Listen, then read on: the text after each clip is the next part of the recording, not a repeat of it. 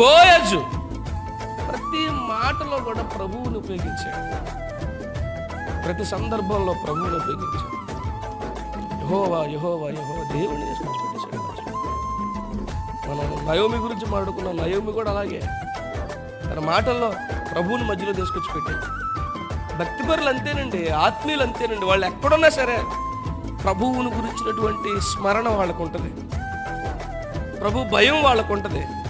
దేవుని యందు భయభక్తులు కలిగిన వాళ్ళు, భక్తిపరులు, ఆత్మీయులు ఎక్కడ ఉన్నా, ఎవరితో మాట్లాడినా సరే దేవుని యందలి భయభక్తులు కలిగి మాట్లాడతారు. 4 గోడల మధ్యలో ఉన్నాం, ఎవరో చూడలేదు, చీకట్లో ఉన్నాను, నేను ఎవరు కనపట్టలేదు, దూరంగా ఉన్నాను, నన్ను ఎవరు చూడలేదు,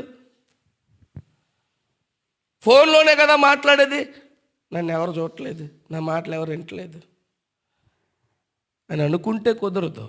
ఎల్లవేళ